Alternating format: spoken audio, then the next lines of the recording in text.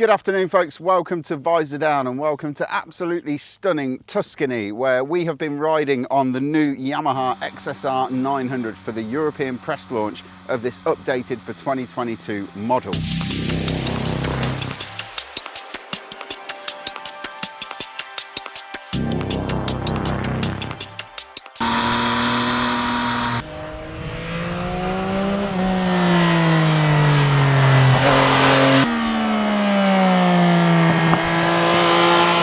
So before I go through what the bike is like to ride, what it's like on the road, how well behaved it is, I'm going to give you a quick high-level overview of the new model and what has changed from the previous XSR900. So this is coming in at £10,200, which is an interesting number because when you look at the other MT CP3 engine bikes in the Yamaha range, it kind of perfectly splits them down the middle. You've got the stock MT at £9,400 and you've got the SP version at £10,650.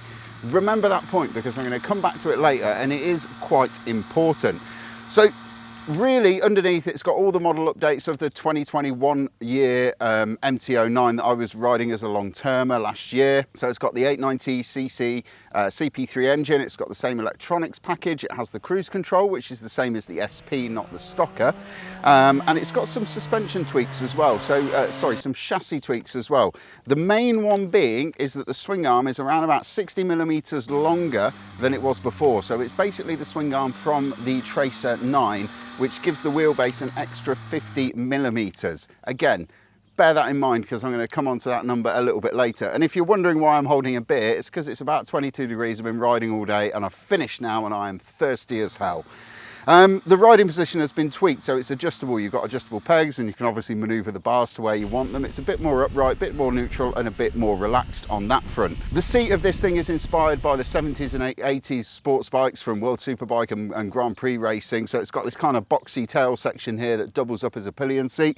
Yamaha don't do an official one yet, but I can give it a month after this thing hits the showroom floor and you'll be able to get a plastic seat cover for that, just to give it that real retro race look that the rest of the bike is kind of shooting for.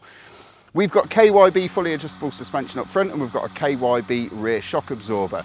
It's got specific settings for the XSR900, so it's not exactly the same as the SP, and it's obviously different to the standard MT09. We've got 10-spoke spin-forged wheels, which are new for this model as well, which are obviously really, really light. Have got a lot of rigidity, and they look very, very nice on this one, especially on the blue model. This one's got the black wheels. The black on black gets the black wheels. The blue one gets the really sexy gold wheels that just look, bite the back of your hand. Gorgeous and so retro.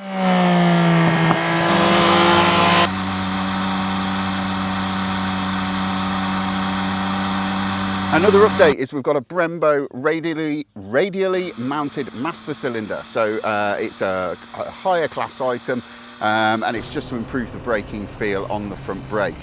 Really, that is about it. We've got 119 bhp, we've got 93 Newton meters of torque because it's got the CP3 from the MT09 for 2022. You've got more mid-range, you've got more peak torque and you've got more peak power as well.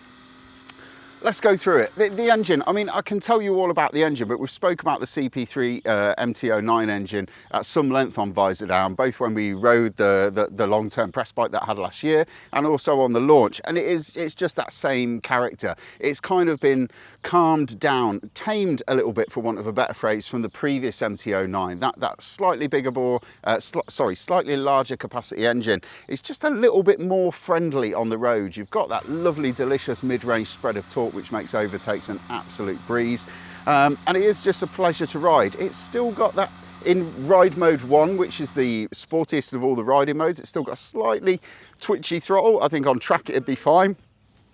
Oi, shut up! But on the track, that's probably what you'd be going for. But on the road, ride mode 2 with the throttle map in ride mode 2 was a much more pleasurable place for me to be. One thing I really need to talk about this bike, other than the styling, is the handling of the thing, because that's what Yamaha have really done the big work on. It's that swing arm change and the bespoke suspension settings in there and the slight changing changes to the rider ergonomics. They've really transformed this bike, and it's not, you know, we're not talking about small numbers here. 50mm longer wheelbase and 65mm longer swing arm. They're quite big numbers, and they make a massive difference to the way the bike rides. It's got much less tendency to wheelie, so the MT09 and the MT09 SP, they would wheelie on command. You ask for it in second and third gear, and the front wheel would lift. It's much harder to get this to lift the front wheel than it is the stock MT09 or even the SP. And it is just all to do with that increase in the wheelbase and increase in the length of the swing arm. I don't think there's anything really going on in the electronics or the suspension that's making it happen. It's just that change to the swing arm.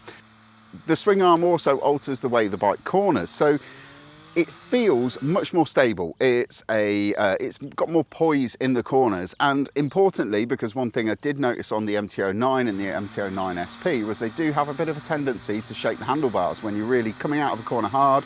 You open the gas in second and third gear and you're full throttling it up to the red line, and the bars would start to shake as the kind of the chassis was trying to control all of the torque and all of the power. That's pretty much all been eliminated. So in terms of riding the bike on the road and the way that the bike handles, this is a much more compliant and a much more benign machine than either the MT09 or the MT09 SP, which I think is a great feature because it's really transformed it. They tamed the MT09 series in 2021 with that update, and they've done it a little bit more with the XSR, but they haven't drilled out any of that kind of that exciting, enthralling and engaging ride that the model is really quite famous for. So I mentioned a little bit earlier on that one of the new features for the XSR was this Brembo radially mounted master cylinder. It does give the brakes a really nice plush feel. My MT09 stock bike that I had last year had a really sharp front brake. It was quite aggressive, and when you were riding around town you sort of go to put two fingers on it, and it was really easy to be a little bit too overzealous and the bike could be diving down on the forks. That's pretty much all gone. This is a lot more rideable, it's a lot more rider friendly, and it's a lot more usable because it's got that Brembo radially mounted master cylinder fitted to it. You've still got all the bite and the feel, but it's just delivered in a really progressive way. It feels a lot classier than the stock MT09, and it's coming back to what I said earlier on about the price of the bike, splitting the MT09 and the MT09 SP, and with the spec of the bike as well. I think Yamaha have done that pretty well. I'm going to move on to the electronics. So it is the basically the MT09 SP electronics package that I've got, and the reason I say that is because this bike has got the cruise control which the stock MT09 didn't get. You've got all the toys, you've got all the fun of the fair, you've got the slide control, the wheelie control, the cornering traction control, you've got the lean sensitive ABS, you've got all of those bells and whistles that you can play with through the TFT. And I still find that jog wheel on the right hand handlebar a little bit fiddly to use when you're resetting your trips and so on and so forth. If there's anything on the electronics front that I kind of wish that Yamaha had done, and I spoke to them about this earlier and it was kind of coming down to budgeting and costs, I wish they hadn't just stuck the TFT off the MT09 on it. It kind of is juxtaposed to the rest of the bike.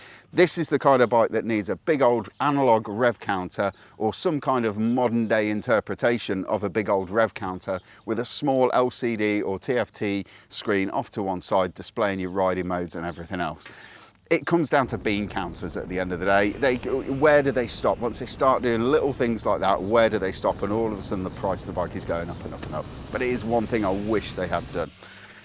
In terms of the comfort of it, because that's another change from MT09 and MT09 SP and even the old XSR900 to this model, I'm going to be completely honest, it's not the comfiest place to sit. This seat has got all of the contour of an ironing board. It looks really quite heavily padded, but the padding is quite thin and it's quite firm. And after about an hour, I was starting to search around on the seat looking for a little bit of comfort, a little bit of respite. It's quite a big seat. You've got this hump at the back, which makes it seem like you're quite hemmed in, but I had to really push my arse to the back of the seat before I was touching that hump. Anything over an hour basically and you are going to want to be pulling over, filling up with fuel, stretching your legs. And it's not the lower body ergonomics, they're fine. It's not the handlebar position, that's fine. It's just the seat. It's aesthetically pleasing, I think I'll say, but on the comfort front it does lack a little bit of padding in there.